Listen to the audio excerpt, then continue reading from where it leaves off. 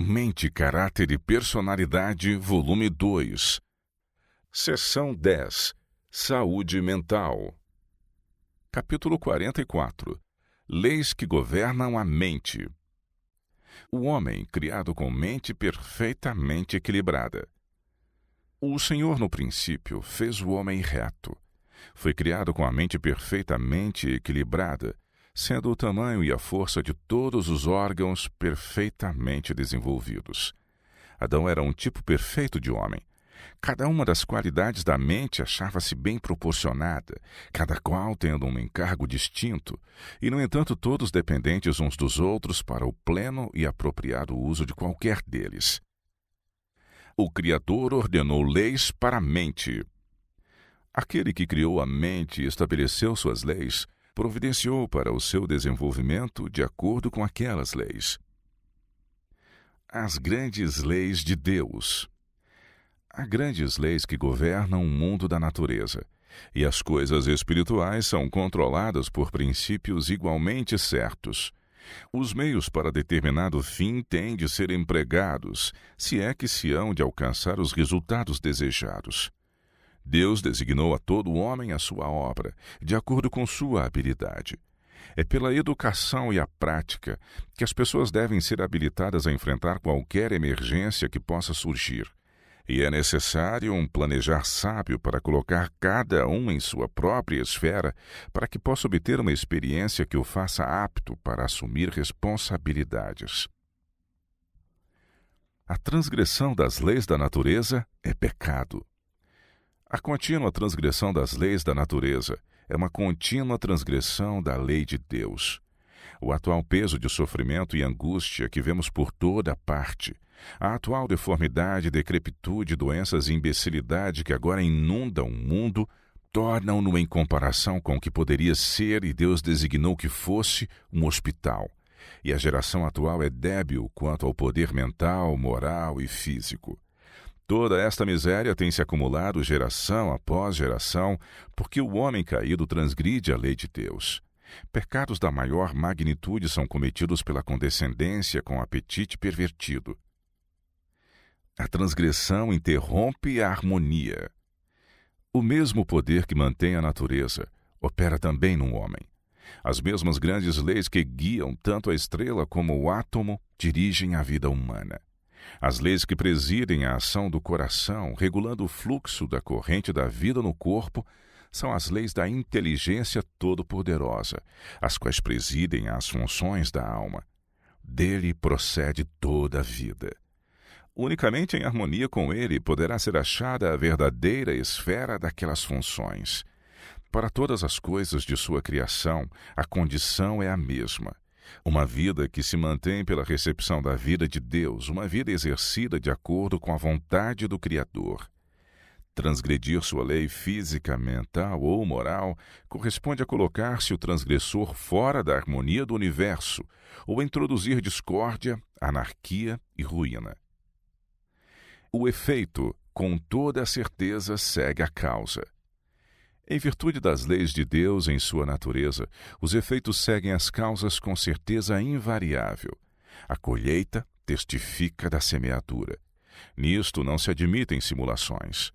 Os homens podem enganar seus semelhantes e receber louvor e recompensa pelos serviços que não prestaram. Mas quanto à natureza, não poderá haver engano. Contra o lavrador infiel, a ceifa profere sentença condenatória. E no mais alto sentido, isto é verdade também no mundo espiritual. É na aparência e não na realidade que o mal é bem-sucedido. O menino vadio que foge da escola, o jovem preguiçoso em seus estudos, o caixeiro ou aprendiz que deixa de servir aos interesses de seu patrão, o homem que em qualquer negócio ou profissão é infiel para com suas mais altas responsabilidades, pode lisonjear-se de que esteja a adquirir vantagens enquanto o mal estiver oculto. De fato, nada ganha com isto, antes se está defraudando a si próprio. A ceifa da vida é o caráter, e é este que determina o destino tanto para esta como para a vida futura. Poder do engano próprio. Temível é o poder do engano de si mesmo na mente humana.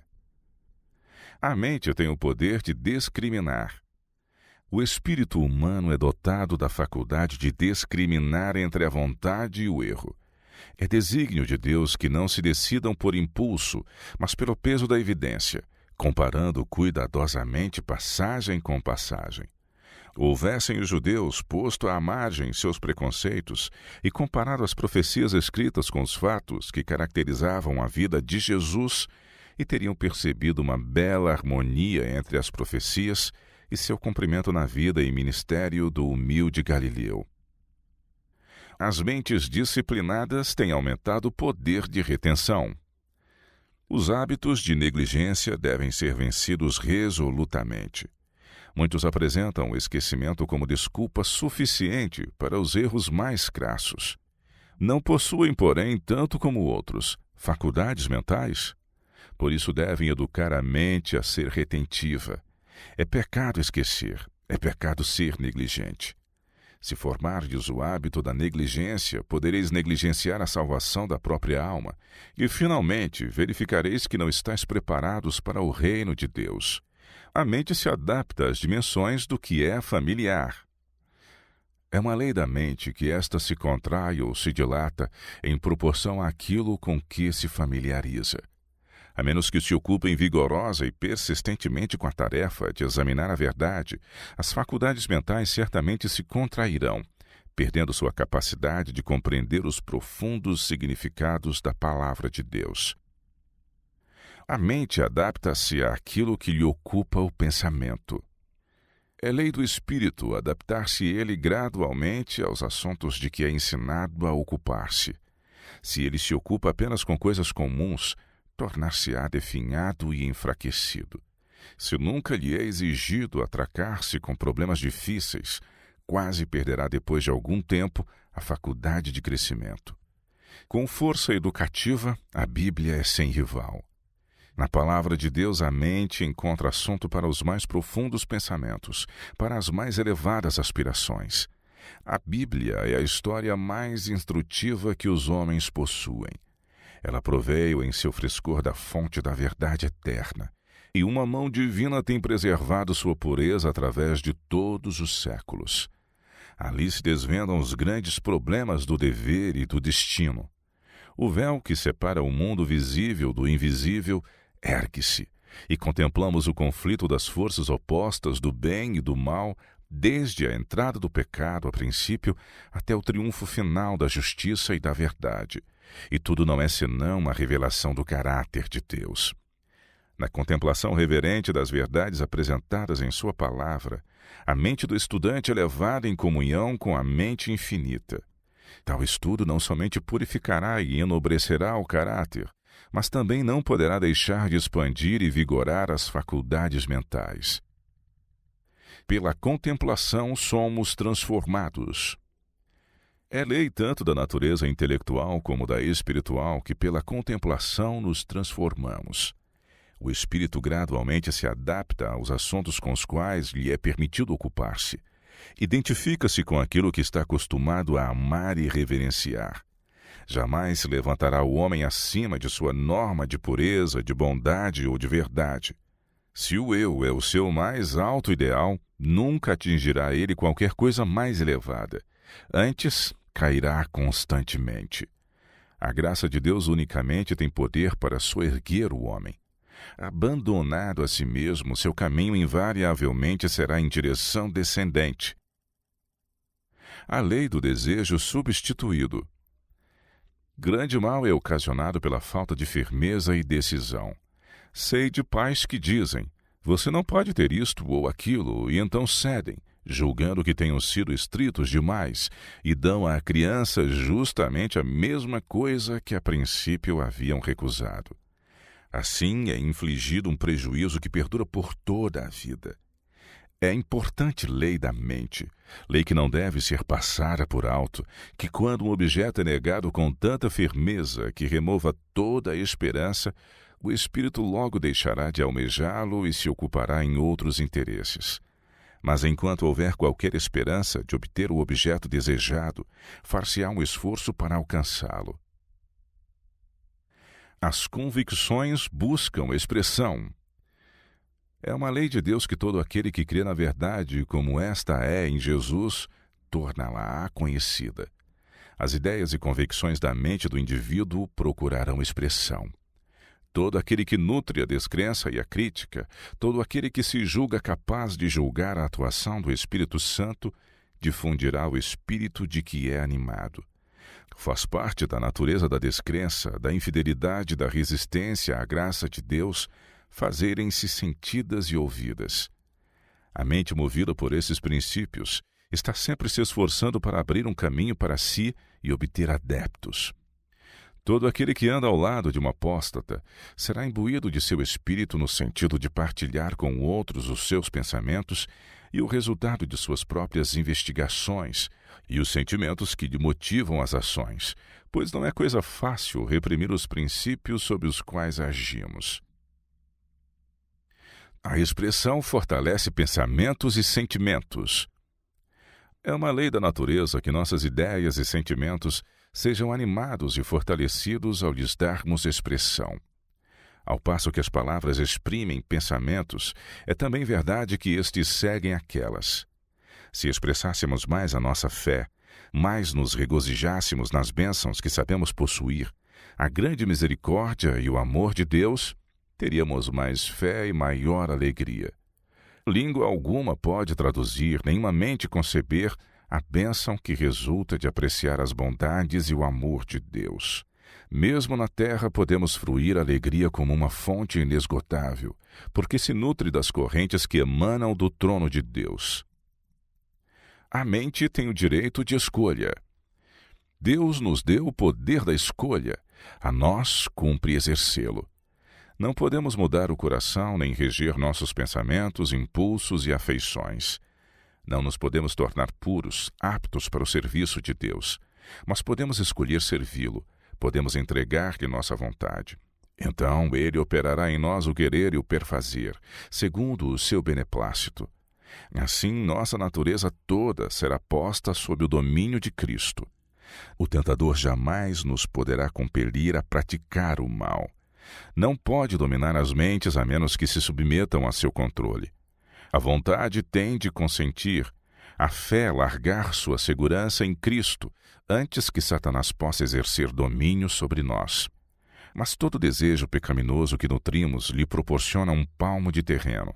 Todo ponto em que deixamos de satisfazer a norma divina é uma porta aberta pela qual pode entrar para nos tentar e destruir. E todo fracasso ou derrota de nossa parte dá-lhe ocasião de exprobar a Cristo. O homem, livre agente moral. Para suscitar a rebelião na raça decaída, Satanás representou agora a Deus como injusto por ter permitido ao homem transgredir a sua lei. Por que, disse o ardiloso tentador, permitiu Deus que o homem fosse posto à prova, para pecar e trazer a miséria e a morte, quando ele sabia qual seria o resultado? Milhares existem hoje repercutindo a mesma queixa revoltosa contra Deus. Não veem que o despojar o homem da liberdade de escolha seria privá-lo de sua prerrogativa de um ser inteligente e fazer dele um mero autômato. Não é propósito de Deus coagir a vontade. O homem foi criado como ser moral livre. Como os habitantes de todos os outros mundos, devia ser sujeito à prova da obediência. Mas nunca é levado a uma posição tal em que render-se ao mal se torne coisa forçosa. Nenhuma tentação ou prova se permite vir àquele que é incapaz de resistir. Deus nos proveu de tão amplos recursos que o homem jamais ter-se-ia encontrado na contingência de ser derrotado no conflito com Satanás. O presente afeta decisões futuras. Todo o teu futuro será influenciado para o bem ou para o mal pelo caminho que escolhas agora. Vantagem de levar a depender de si. Deus nunca pretendia que uma mente humana ficasse sob o completo controle de outra. Os que fazem seu objetivo educar seus alunos de tal modo que vejam e sintam que está em si o poder de tornar-se homens e mulheres de princípios firmes, habilitados para qualquer posição na vida, são os mais úteis e permanentemente bem-sucedidos professores. A observadores descuidados, o seu trabalho pode parecer não representar a maior vantagem, e podem seus trabalhos não ser avaliados tanto quanto o do professor, que por absoluta autoridade domine a mente e a vontade dos alunos. Mas a vida futura dos alunos mostrará os frutos do melhor plano de educação. Mente não controlada enfraquece. As faculdades mentais devem ser desenvolvidas ao máximo. Devem ser fortalecidas e enobrecidas mediante o demorar-se em verdades espirituais. Se à mente é permitido ocupar-se quase inteiramente em coisas frívolas e em negócios comuns da vida cotidiana, ela, de acordo com uma de suas invariáveis leis, tornar-se-á débil e frívola, e deficiente em poder espiritual. Preconceito impede o elucidamento. Os que permitem que o preconceito ponha na mente uma barreira contra a recepção da verdade não podem receber a iluminação divina. No entanto, ao ser apresentado um ponto de vista das Escrituras, muitos não perguntam: isto é verdade? Está em harmonia com a palavra de Deus? Mas por que é defendido? E a menos que venha pelo mesmo instrumento que lhes agrada, não o aceitam. Tão plenamente satisfeitos estão com suas próprias ideias, que não examinarão a evidência escriturística com o desejo de aprender. Antes recusam ser interessados meramente devido aos seus preconceitos. A felicidade depende do perfeito acordo com as leis de Deus. Sendo a lei do amor o fundamento do governo de Deus, a felicidade de todos os seres criados depende de sua perfeita harmonia com seus grandes princípios de justiça. Deus deseja de todas as suas criaturas serviço de amor, homenagem que brote de uma apreciação inteligente de seu caráter. Ele não tem prazer em uma submissão forçada e a todos confere vontade livre, para que possam prestar-lhe serviço voluntário.